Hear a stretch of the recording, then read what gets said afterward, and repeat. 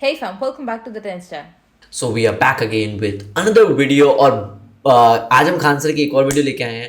Yes, interesting video हो रही है क्योंकि इसमें बरमूडा ट्रायंगल की मिस्ट्री के बारे में बात I करेंगे। mean, I still know बचपन से जब से मैंने पहली बार बर्मुडा ट्रायंगल के बारे में पढ़ा था भाई साहब, आई थिंक हाँ, एक बहुत लेवल ही- आता है कि हर बच्चा इस चीज़ को लेके बहुत ही इंटरेस्टेड रहता है, इंट्रीग्ड रहता है। मैंने तो बहुत True. गूगल करे।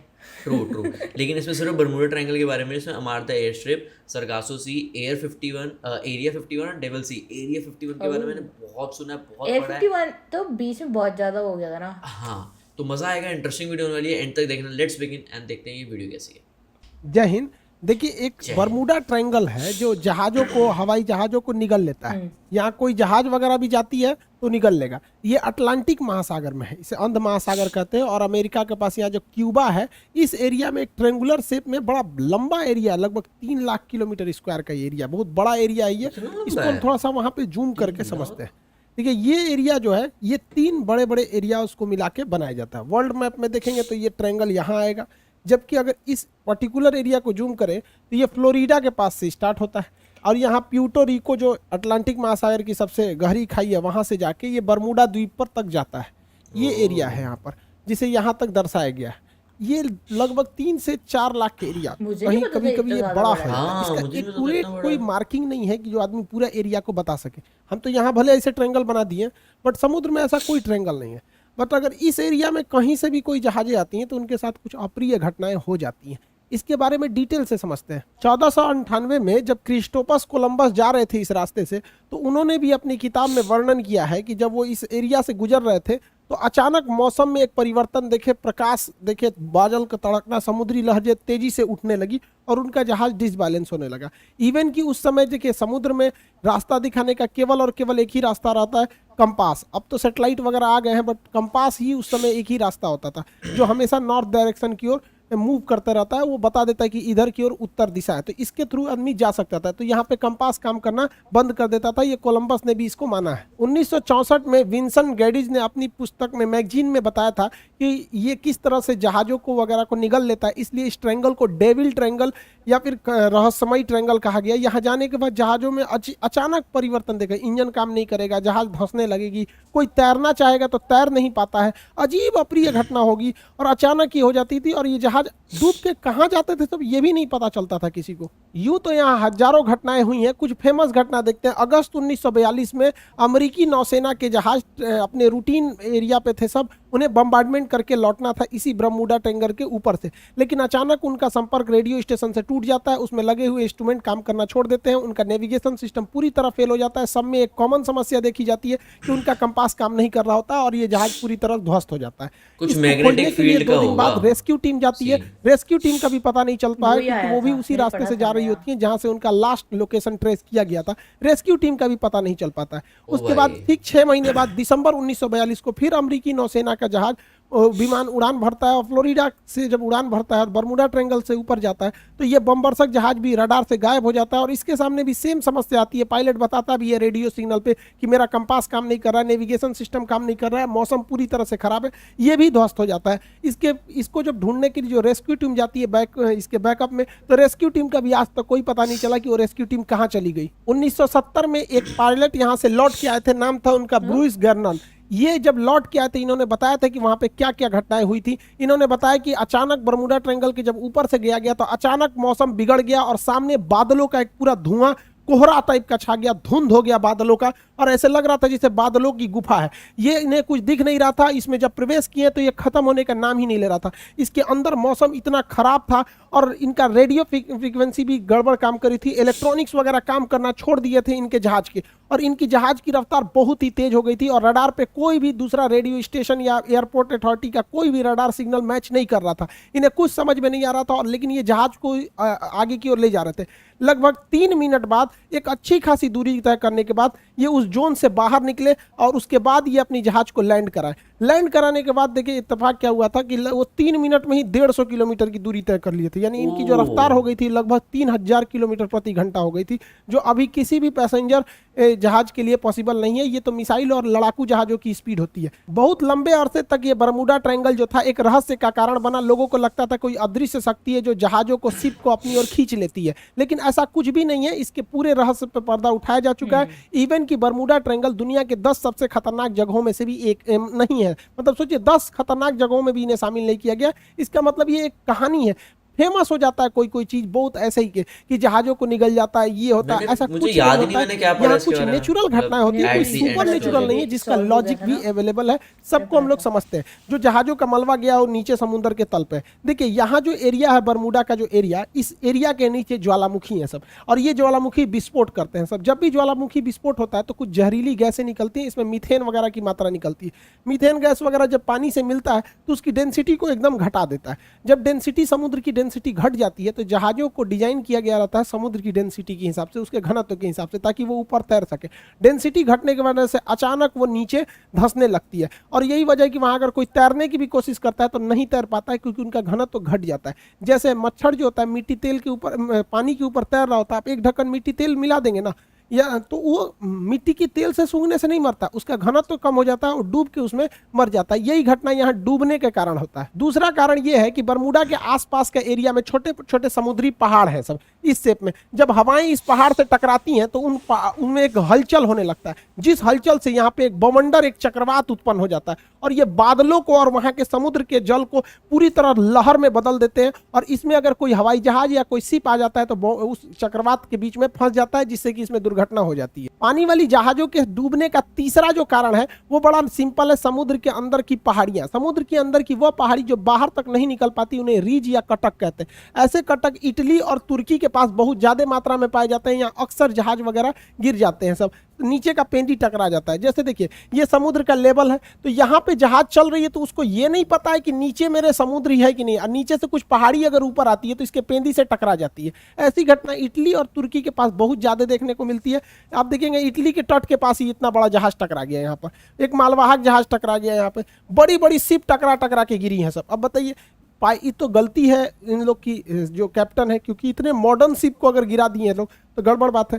उस समय जहाजों की दुर्घटना ज्यादा होती थी क्योंकि न रडार था न सोनार था। आज के वक्त में पूरी बेहतरीन ढंग से रडार है, सोनार है। हाँ, आज ये आराम से advanced बर्मुडा होती है, ट्रायंगल तब के भी ऊपर कैसे से टक्कर जहाजें भी पार हो जाती हैं और शिप भी पार हो जाता है, क्योंकि कैप्टन सोनार की उन्हें बदल बता गलती देता है है ना नीचे चट्टान वगैरह नहीं है। लेकिन पहले ये घटनाएं नॉर्मल थी ऐसे हो जाना। हवाई जहाज की दुर्घटना के पीछे सबसे बड़ा जो कारण है वो हेक्सागोनल क्लाउड का है। हेक्सागोनल 6 मतलब फलकों वाला एक क्लाउड होता है, बादल होता है, जिसे सबसे पहले सैटर्न ग्रह के ऊपर देखा गया था। ये बादल जो होते हैं, आप देखिए ये 6 सतह वाले बादल होते हैं, इस तरह से हेक्सागोनल शेप में ये बादल पाए जाते हैं। यहाँ ना दिखने में छोटा लग रहा है, ये सैटेलाइट से फोटो लिया गया, जबकि इसका एरिया देखेंगे तो 50 किलोमीटर स्क्वायर का एरिया होता है। सोचिए लगभग एक जिला बराबर इसका इतना बड़ा एरिया होता है, उतने बड़े में ये बादल होते हैं। और इस बादल के अंदर हवाएं इतनी बवंडर के रूप में चलती हैं जिनका स्पीड 250 किलोमीटर प्रति घंटा होता है। यानी इसके अंदर हवाएं इतनी तेज होती हैं कि अगर कोई जहाज इसमें प्रवेश कर जाता है तो जहाज को वो तोड़ सकते हैं। तो हेक्सागोनल क्लाउड की वजह से यहाँ पे जहाजों की दुर्घटना होती है अगर इस हेक्सागोनल क्लाउड में फंस गया तब। और ये भी देखिए फंसता भी अगर विपरीत दिशा में फंसेगा तो तोड़ देगा उसको, और नहीं तो अगर सेम इधर ही हवाएं चल रही हैं उसी में जहाज भी फंसेगा तो जहाज की स्पीद को बहुत तेज बढ़ा देता है। यही वजह है कि जब वहां से कई जहाजें गुजरी हैं तो उनका स्पीड अचानक बहुत तेज बढ़ गया है। तो इसमें कोई दैवीय या भूत प्रेत वाली घटना या फिर कोई ऐसी चीजें नहीं है जिसका कोई पता नहीं लगेगा। नॉर्मल चीजें, अब ऐसी घटनाएं नहीं होती हैं, लेकिन ये पुरानी कहानियां, इस पे इतनी मूवी बना दी गई है, करोड़ों रुपए लोग कमा लिए इसके लिए। कहानी चाहिए एक डायरेक्टर को, अच्छा खासा कहानी बन जाता है। तो ये आप समझिए साइंटिफिक कारण। अब ऐसा कुछ नहीं होता है। ये तो रहा भैया आपका बर्मुडा ट्रायंगल का जो इधर अटलांटिक महासागर के पास कैरेबियन सागर में। ऐसे ही ये घटना जापान के पास हो गई। यहाँ पर जापान के पास भी एक ट्रेंगुलर शेप में एरिया है, वहाँ 1980 में एक जहाज जा रहा था डर्बीशायर। ये इतना बड़ा जहाज था जो टाइटेनिक से 2 गुना था। यहाँ कई लाख टन इसमें आयरन ओर की मात्रा भरी हुई थी। अचानक ये डूब गया, इस एरिया में अचानक डूब गया। जापान की सरकारी टीम ने उसे रेस्क्यू टीम भेजा था पता लगाने के लिए, वो भी डूब गई। उसके बाद एक हवाई जहाज से रेस्क्यू टीम भेजा गया, वो भी डूब गया। जापान भी डर गया। बाद में पता चला कि भैया सेम चीजें हैं यहाँ और यहाँ दोनों में। इसे एशिया का बर्मुडा ट्रायंगल कहा जाता था। हालांकि जापान ने इसका नाम दिया था ड्रैगन ट्रायंगल। जापान के जस्ट नीचे था ये ड्रैगन ट्रायंगल नाम था इसका, बर्मुडा ट्रायंगल। ऐसा ही एक ट्रायंगल भारत में भी पाया जाता है, उड़ीसा में। उड़ीसा का एक एयर स्ट्रिप है, अंग्रेजों ने बनाया था द्वितीय विश्व युद्ध के समय, जिसका नाम था अमार्डा एयर स्ट्रिप। अमार्डा एयर स्ट्रिप ये उड़ीसा में स्थित है। यहाँ पे लगभग 150 से 200 अमेरिकी जहाजें यहाँ से आपस में टकरा गई, कुछ गिर गई। और इत्तेफाक देखिए, जब भी इनके साथ घटना होती थी, ना कोई वेदर खराब था, ना ही कोई मतलब हेक्सागोनल क्लाउड थे, ना मौसम खराब, ना चक्रवात, ना हवाओं की स्पीड, एकदम नॉर्मल टाइम पे यहाँ जहाजें गिर गई, आपस में आमने सामने जहाजें टकरा जाती थी सब, इतना खराब काम करता था यहाँ पर। हालांकि द्वितीय विश्व युद्ध के समय अमेरिकी जहाजें यहीं पे यहाँ पे लैंड करती थी और जापान पे बम गिराने के लिए यहाँ से भी जाया करती थी। आपको भी पता होगा कि अंडमान निकोबार तक में जापान आ गया था। तो इतनी जहाजें अमेरिका की यहाँ से क्रैश की गई थी और उनका बहुत सारा हुआ था। हालांकि ये मिलिट्री का एरिया था, इसलिए इस फाइलों को बंद कर दिया गया, बहुत ज़्यादा डिस्क्लोज नहीं किया गया। तो ये भारत का बरमूडा ट्रायंगल आप कह सकते हैं। तो ये तीनों जगह, अब इसके पीछे क्या लॉजिक है भैया, आपको बरमूडा का लॉजिक बता दिए, जो सेम लॉजिक ड्रैगन ट्रायंगल पे भी है, दोनों सेम है। यहाँ क्या है कि ये एरिया झारखंड से करीब है और झारखंड के जादूगोड़ा के पास यूरेनियम की खदान है। आपको पता है यूरेनियम एक बहुत ही रेडियो एक्टिव चीज होता है। ये इलेक्ट्रॉनिक सिस्टम वगैरह को अचानक अगर हाई रेडिएशन होगा या इत्यादि होगा तो इसका बड़ा इफेक्ट पड़ता है, जिससे कि इलेक्ट्रॉनिक सिस्टम काम नहीं करते थे, नेविगेशन खराब हो जाता था, दोनों जहाजों का नेविगेशन एक ही डायरेक्शन में दिखाने लगता था। इसी की वजह से इसलिए दो जहाजें आपस में आमने सामने यहाँ पर टकरा जाती थी अमार्डा एयर स्ट्रिप पर। हालांकि ये चीज़ें आप बहुत कम सुने होंगे क्योंकि ये मिलिट्री वाला जो एयरबेस होता है उसकी बहुत ही चीज़ों को टॉप सीक्रेट ही रखा जाता है। आप तीनों तरह के ट्रायंगल को देखें, इत्तेफाक देखिए, ये वाला है बरमूडा ट्रायंगल और यहाँ पर है अटलांटिक महासागर में, प्रशांत महासागर में है यहाँ पर ड्रैगन ट्रायंगल और भारत में है यहाँ पर आपका अमार्डा एयर स्ट्रिप। अगर आप इसको देखिएगा अक्षांश तो तीनों एक ही अक्षांश पे आएंगे सब आपको। देखिए तीनों एक ही लेटीट्यूड पे लगभग आ जाते हैं, तो ये एक इत्तेफाक कह सकते हैं। हालांकि सबके पीछे साइंटिफिक कारण है। अब ऐसी कोई घटनाएं नहीं होती हैं। जो भी कहता है कि यहाँ पे कोई सुपर नेचुरल पावर है, ये है सब मन गढ़ंत कहानी है ये सब। हालांकि अटलांटिक महासागर में एक और जगह है सारगैसो, यहाँ सारगैसो सागर है। ये सागर है ही नहीं है एक्चुअली, यहाँ एक शैवाल पाया जाता है, एलिगी, जो समुद्र में तैरते रहता है, बहुत लंबा लंबा पाया जाता है, घास है इस तरह। यहाँ अगर जहाजें छोटी मोटी जहाजें फंस जाती है ना तो उसी में फंस के रह जाती है, इसलिए यहाँ पे देखिए इतना बड़ा बड़ा घास पाया जाता है, पूरी समुद्र को ये घास ढक लेता है। सारगैसो घास पाए जाने की वजह से जितने एरिया में वो घास पाया जाता है, उस घास वाले एरिया को, उस शैवाल वाले एरिया का नाम रख दिया गया है सारगैसो सागर। हालांकि सारगैसो कोई सागर नहीं है, वह सागर का वह हिस्सा है जहां ये वाला शैवाल पाया जाता है, सारगैसम नामक शैवाल पाया जाता है। इसलिए यूपीएससी सीडीएस में एक बार क्वेश्चन पूछा था, वो कौन सा ऐसा सागर है जिसका कोई भी तट रेखा नहीं है, मतलब जमीन से नहीं टच करता है। तो सारगैसो सागर जमीन से टच नहीं करेगा क्योंकि वो बीच का तो सागर है नहीं, वो बस एरिया है। यहाँ जहाँ जहाजों को, छोटी जहाजों को आने जाने के रोक लगाया गया क्योंकि उसकी पंखी वगैरह में ये सब घास वगैरह फंस जाते हैं सब। इसी सारगैसो सागर के पास ऊपर से ठंडी हवा जलधारा आती है जिसका नाम है लेब्राडोर की धारा। इस सारगैसो सागर को ठंड के दिन में पूरी तरह बर्फ के टुकड़ों में भर देती है। इसी सारगैसो सागर में अप्रैल 1912 को टकरा गया था टाइटेनिक जहाज और इसी सारगैसो सागर में लिब्राडोर द्वारा लाई गई ठंडी जलधारा के बर्फ से टकराने से टाइटेनिक जहाज डूब गया था। अगला क्वेश्चन पूछता है ब्लैक होल से। अंतरिक्ष का ब्लैक होल है, इसकी डेंसिटी सबसे ज्यादा होती है। इसकी डेंसिटी इतनी ज्यादा होती है कि इसके 1 चम्मच मिट्टी का, अगर हम ब्लैक होल से 1 चम्मच मिट्टी लाएंगे और उसका वजन करेंगे तो 10 हाथियों के बराबर होगा। तो जो इतना भयानक ये डेंसिटी होता है, इतना घना होता है, ये प्रकाश को भी जाने नहीं देता है। तो क्वेश्चन भी पूछेगा कि ब्लैक होल प्रकाश को भी गुजरने नहीं देता है, क्यों? तो ऑप्शन नंबर बी पर आंसर होता है अति उच्च घनत्व के कारण। और इसका एक उल्टा क्वेश्चन पूछता है, एक वह हाइपोथेसिस को क्या कहते हैं जिसमें यह मान लिया जाता है, यह कल्पना किया जाता है कि सारे प्रकाश वहीं से आ रहे हैं, तो उसे हम व्हाइट होल कहते हैं। हालांकि ब्लैक होल और व्हाइट होल का पूरा परिकल्पना हम आपको ज्योग्राफी के क्लास में पढ़ा चुके हैं। भारत के जम्मू कश्मीर में लद्दाख और बारामूला की कुछ ऐसी पहाड़ियां हैं जिनमें चुंबकीय क्षमता है। ये भी क्या करती हैं, जहाजों के डायरेक्शन को भटका देती है। यहाँ पर एक चिनाब नदी पर ब्रिज बनाया जा रहा है जो सबसे ऊंचा ब्रिज है, कंप्लीट हो जाएगा तो इसके बारे में भी टोटल समझा देंगे कि ये ब्रिज क्या है। और इसके अलावा आप एक तो बड़ा सुने होंगे, सोच रहा अमेरिका में एरिया 51 एलियन वगैरह वाला एरिया, इस सबको कभी और क्लास में समझेंगे। आई होप आप इसे समझे होंगे। मिलेंगे नेक्स्ट क्लास में। जय Hind. Okay that was it. भाई साहब मुझे तो बहुत सही लगता है जब मैं खान सर की वीडियो देखता ना, आई गेट सो फैसिनेटेड कि भाई इतनी सब सारी नॉलेजेबल चीज़ें सुनने को मिल जाती हैं। तो सारी चीज़ें कई बार ऐसा होता है सुनी भी होती है, पढ़ी भी होती है, बट वो याद नहीं होती क्योंकि आपने उस वे में नहीं सुनी होती, उस वे में नहीं पढ़ी होती कि आपको वो याद रहे। अच्छा सर के जो भी चीज़ें हम सुनते हैं हमेशा याद रहती है। हाँ ये वही तो मैं कह रहा हूँ, आपने पढ़ी नहीं, आपने सुनी नहीं है, लेकिन वो याद नहीं है क्योंकि आपने गलत तरीके से सुनी है। And that when you listen to someone जो ऐसे हैं, जिसको मतलब आप एक ढंग के तरीके से जो समझा रहे हैं, अगर आप वो पढ़ लो सुन लो तो वो अलग खान तरीके सर से पे याद ना रहती हैं। बहुत जल्दी सीरीज आएगी, देख लेना।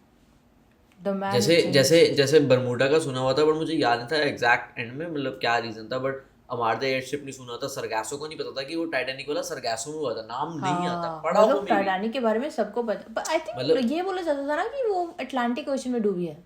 मैं ये नहीं कहता कि पढ़ा नहीं होगा, सरगासो शायद हमने वर्ड भी पढ़ा होगा उस टाइम पे, नहीं, जब पढ़ा आई होगा थिंक इट्स ऑलवेज यार, एक मिनट रुको, नहीं याद होता कभी कभी डिटेल्स में, बट अब कोई पूछे तो हाँ याद रहेगा कि हाँ सरगासो सी में वो सी अगर हम गूगल भी करें ना, इट शोज की जो लोकेशन थी, it dipped in Atlantic ocean, पर अगर हम देखें यार, वेयर डिड इट डिटेल में- एग्जैक्टली सिंक, फिर आता है on the coast of Newfoundland. Sargasso sea लिखा हुआ है। बेसिकली न्यूफाउंडलैंड एंड लैब्राडोर एक प्रोविंस है यहाँ पे, तो वो लैब्राडोर की जो ठंडी हवाएं थी वो न्यूफाउंडलैंड एंड लैब्राडोर की है। ये एक ही नाम है, न्यूफाउंडलैंड एंड लैब्राडोर। तो या Some interesting facts and some interesting learning, मजेदार video, we enjoyed it and we hope आपको मजा आया होगा। And अगर आपने हमारे साथ वीडियो एंजॉय करी तो वीडियो को लाइक करें। make sure to give us a thumbs up, subscribe to this channel if you haven't already, and you can follow us on Instagram, link is in description. And just remember one thing, you have to grind to shine. Take care, bye bye. Take care, bye bye।